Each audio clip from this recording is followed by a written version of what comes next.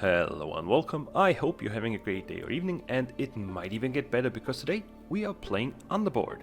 This is a playtest, so a demo version of an auto-battling, creature collecting rogue light. Quite similar to Tales and Tactics, Hadian Tactics, and yeah, can't think of a third one. There are more than third ones, but we are starting off with picking one character. Each of these nice little designed creatures, they remind me of the Cartoon Network times, have 2 or even 3 traits. These traits correlate with each other or increase different types of skills, buffs, and so on. So before I'll talk too much about it, I will quickly take the nerd. Kind of see myself in this one.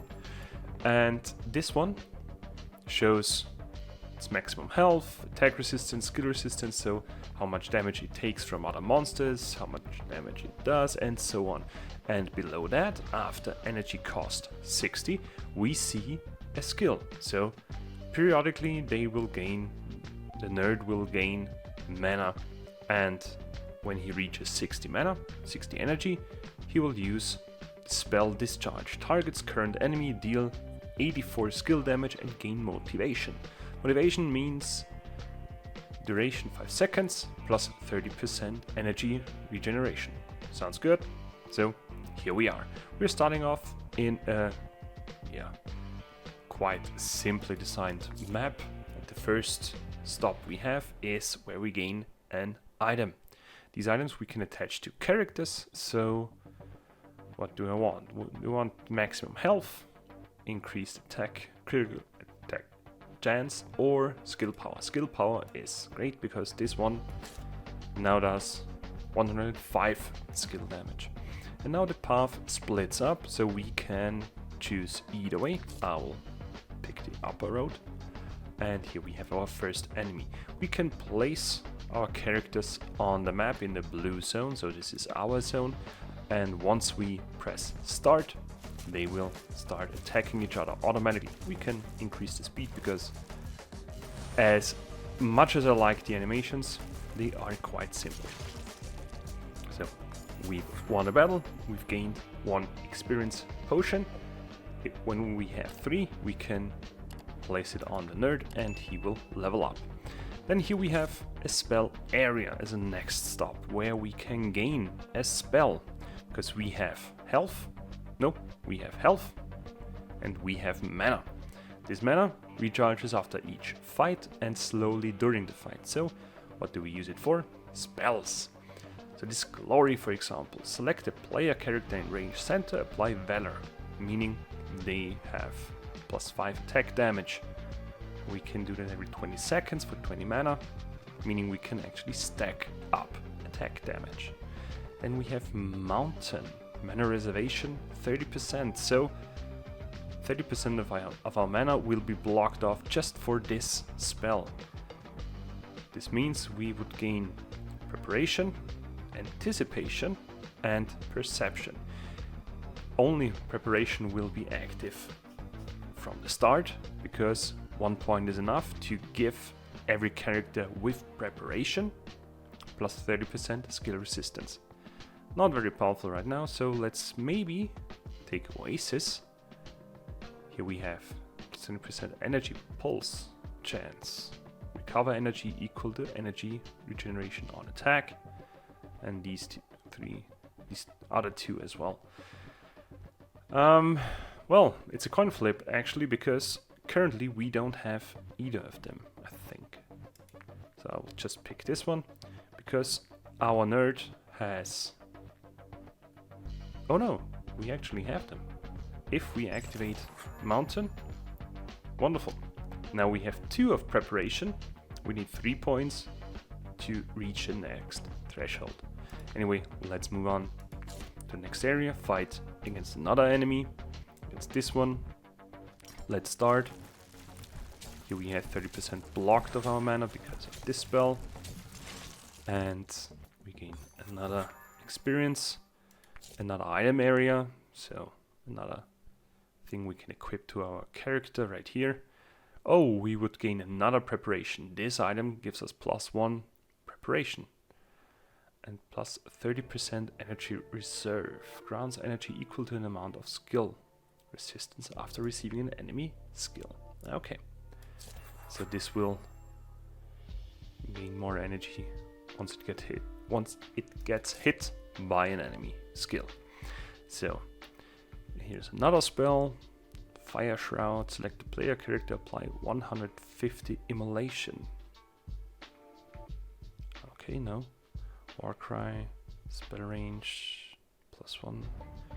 Okay, no, let's take Warcry. Select the player character in range, grant 100 health, apply heal equal to 30% maximum health per enemy level in range.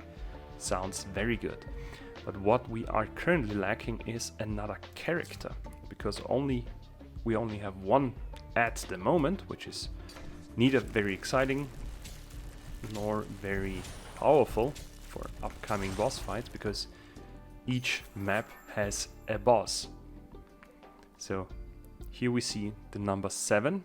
Once we fight 7 battles, the boss will appear. And here we have the already mentioned character location, where we gain another character right here. So this nun, for example, has initiative and insight. We have 1 in both, but we need 3 for each specific upgrade again. But let's take the nun and charge into the next battle.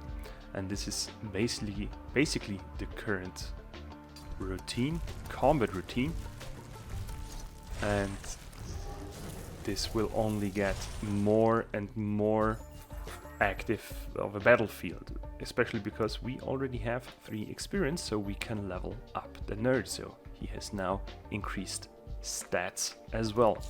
So let's fight another combat right here. Actually, the nun has the range. We see it in the orange brackets. We can actually place it here because this one needs to step 1 step closer. And let's use W, Warcry, healing the nun, using or increasing her health as well. And there's another character area.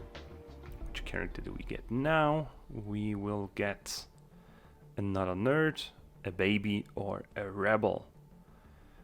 What do I want? Well, I want to get initiative again, because now we are at the 3-point area, plus 20 energy on combat start. So right now each of these will gain plus 20 energy at the start of the combat. Wonderful. So let's place them here, so the nun will get hit first. Nonetheless, let's heal to be on the safe side. And here we have another 3 experience. We will give it to the nun, seeing maximum health goes up, attack damage goes up, and skill power goes up. Another item. I will quickly move forward to the boss fight, so you can see the boss fight as well. And then I will give you my rundown of my first impressions and first thoughts of the game Underboard. Okay, we have cleared the map of most fights, so the boss is now appearing. So let's launch into the fight against the boss. This Aloeva, I guess, is the name of the character. You can see it in the upper brown area, level 1. Okay, great name actually. And I would focus on these 2 first, so let's place these characters around more or less closer to them. And let's see. We have, of course, our healing spell right here. Do we need to use it? On which one though? Okay, we are currently making short work of Aloeva, and we gained a new item, gained potential, so we can now level up our characters level 3, which also changes their appearance and their special ability. So I will do that in a second, but first 5 energy burn on attack, okay. Skill power, 100 shield on combat start. Actually, energy burn on attack sounds quite powerful. And let's now increase the potential of our nerd, who is now a robot. Yeah, that one looks great. And now has special ability Battery, targets current enemy multiple times. Okay, deal 180 skill damage. So this one is Flash, this is Battery.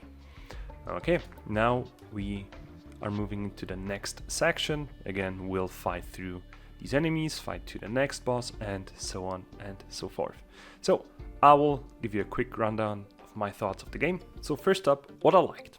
Even though the art style is simple and may even look a bit ugly, it still reminds me of old cartoons I loved, which is why the art style worked for me. The lacking character variety was improved by the variety of effects and combinations we could get for the trade system, giving me high hopes for strategic gameplay for the full release. The spell system added great sense of urgency to the combat, using the few spells and mana we have for great saves of our minions or even stunning the enemy at the right moment. The items were simple and impactful. I just liked that combination, especially since many items had traits attached to them, giving us even more customization options. I enjoyed the quick fights, and while the map was simply designed and looked a bit unfinished, the choice to freely move and pick our routes had the tad of freedom other roguelike maps lack. What I disliked was the variety of minions. It is definitely lacking. Yes, they have all different traits, but the current lineup only has 6 characters, if I'm not mistaken. That is first and foremost visually limiting, seeing the same few characters in every run, but also having more options to choose from leads me into my second negative point of the game. Every character we encounter gets instantly put up in our starting lineup, since I have not yet encountered any form of unit limitation. We don't have additional characters on the bench we can swap in and out for strategic purposes, which feels like in the endgame the board will be overcrowded and loaded, rather than choosing a specific team for a specific type of enemy. Another minor issue I have is that I did not see any progression outside of runs. Yes, it is a personal preference, but I love me some meta progression, be it unlocking new units, spells, or power-ups through a talent tree. And these are all my gripes and positive notes on the upcoming game Underboard. I for one see a cool game in the short demo I played, which is why I am putting Underboard on my wishlist. I hope you had a great time. If not, thanks for sticking with me anyway, and have a great day or evening.